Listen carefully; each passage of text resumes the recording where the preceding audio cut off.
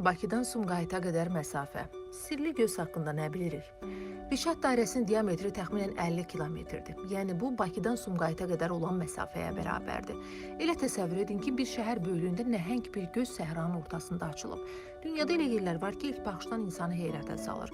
Yer üzünün səthində adama sanki kainatın bizə mesajı kimi görünən nəhəng izlər var.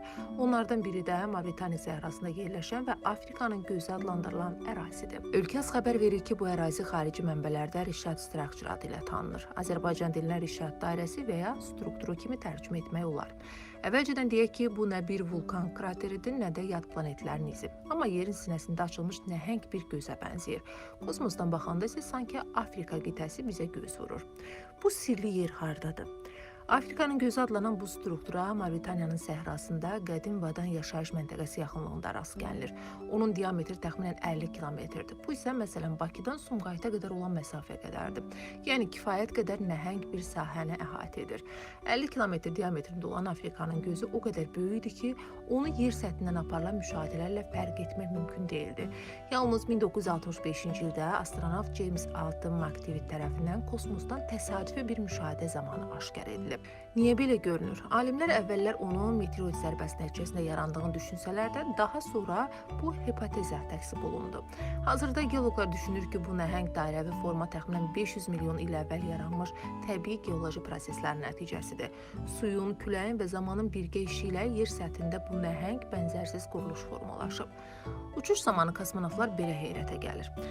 NASA astronavtları və beynəlxalq kosmik missiyalarda iştirak edən kosmonavtlar bildirirlər ki, yerin orbitindən baxarkən Afrikanın səhrası üzərində bu dairə ən diqqət çəkən geoloji obyektlərdən biridir.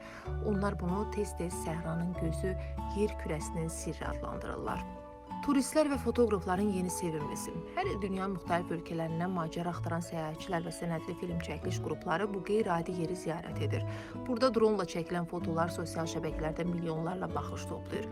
Amma ora getmək o qədər də asan deyil. Çünki ərazi səhranın tam mərkəzində, sivilizasiyadan uzaqda yerləşir.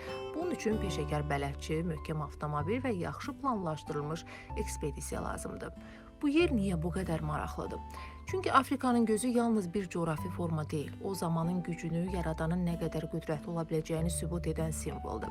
Heç bir insan əli dəymədən sanki bir rəssam tərəfindən çəkilmiş kimi görünür. Əlbəttə, kimsə buna təbiətin sənətkarlığı da deyə bilər. Əgər bir gün dünyada görməli ən qəribə yerlər siyahısını tərtib etsəniz, Afrikanın gözü mütləq ilk sıralarda olmalıdır. Bu sirli, nəhəng və təsirli forma həm yer kürəsinin sirrini, həm də təbiətin qüdrətini bir baxışda izah edir.